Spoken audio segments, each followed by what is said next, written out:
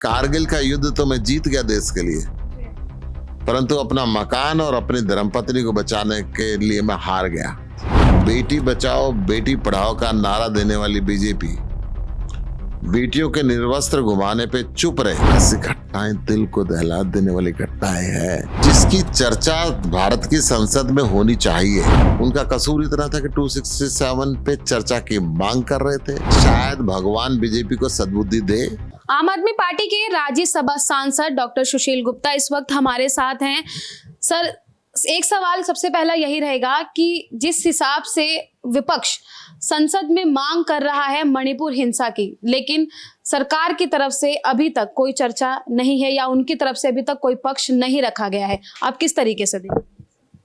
ये बहुत दुर्भाग्य की बात है कि इस देश का एक प्रांत जल रहा हो। इस देश की इस एक प्रांत के अंदर बेटियों को निर्वस्त्र घुमाया जा रहा हो, और वो भी बॉर्डर, इंटरनेशनल बॉर्डर जिस प्रांत पे लगता हो, और उस प्रांत की आग धीरे धीरे अड़ोस पड़ोस के राज्यों की तरफ बढ़ रही हो। उस घटना की चर्चा दुनिया की विभिन्न पार्लियामेंट्स के अंदर हो, परंतु हिंदुस्तान की संसद में ना हो। समूचा विपक्ष 50-50 नोटिस प्रतिदिन चेयरमैन राज्यसभा को दे के नियम 267 के तहत आप चर्चा कराएं, और सरकार उस पर चर्चा कराने के लिए तैयार ना हो। प्रधानमंत्री जी सदन में आने के लिए तैयार ना हो। बेटी बचाओ बेटी पढ़ाओ का नारा देने वाली बीजेपी बेटियों के निर्वस्त्र घुमाने पे चुप रहे। इससे ज्यादा खेद की बात इस देश के लिए नहीं हो सकती। सर, उनकी साइड से ये भी कहा गया है कि हम चर्चा को तैयार हैं, लेकिन विपक्ष इतना हंगामा कर रहा है और वो खुद ही चर्चा के लिए जो है वो रेडी नहीं हो रहा। देखिए, वो चर्चा चाहते हैं कि 15-20 मिनट की चर्चा हो जाए, उसमें से 10-12 मिनट सरकार बोल ले और 5-7 मिनट विपक्ष बोल ले। इतना बड़ा नुकसान हुआ, अस्मिता लूट ली गई, प्रॉपर्टियां जला दी गई। एक सैनिक का बयान में पढ़ रहा था, वो कह रहा था कि कारगिल का युद्ध तो मैं जीत गया देश के लिए, परंतु अपना मकान और अपनी धर्मपत्नी को बचाने के लिए मैं हार गया। आज एक राष्ट्रीय दैनिक के अंदर मैं पढ़ रहा था, बताया जा रहा था एक कुकी युवक को बदमाशों ने आके पुलिस के साथ, कमांडोज के साथ आके घसीटा, उसकी गर्दन काटी, उसकी आंख निकाली और उसका सिर पेड़ पे टांग दिया। ऐसी घटनाएं दिल को दहला देने वाली घटनाएं हैं, और इस पे भारतीय जनता पार्टी की सरकार चाहती है 15 मिनट की डिस्कशन हो।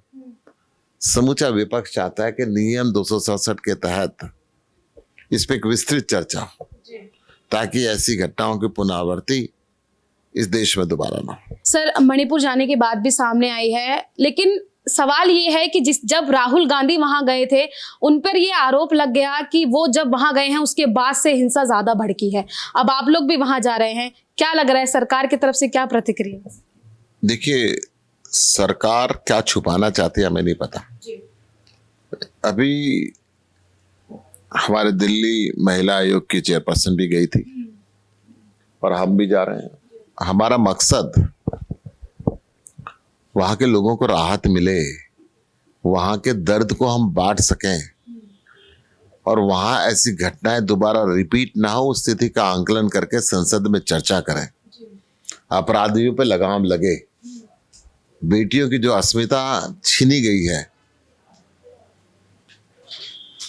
जिसकी चर्चा भारत की संसद में होनी चाहिए। भारत के संसद में तो नहीं हुई, दुनिया के कई सांसदों के अंदर हुई, जिसकी चर्चा के लिए हिंदुस्तान के प्रधानमंत्री को संसद में आके बयान देना चाहिए, जिसकी जांच सुप्रीम कोर्ट के सीटिंग जज के अधीन होनी चाहिए, जिसके लिए दोषियों को कठोर से कठोर दंड दिया जाना चाहिए। उस हालात का जायजा लेने के लिए हम जा रहे हैं। क्या लग रहा है सर, जहां तक आप जाना चाहते हैं, जिन स्थिति को आप खुद जो वहां चल रहा है वो देखना चाहते हैं, वहां तक पहुंच पाएंगे? क्या लग रहा है? हमारी भरपूर कोशिश होगी हम जाएं और स्थिति का वस्तु स्थिति को जाने और जो पीड़ित लोग हैं उनका दुख साझा करें।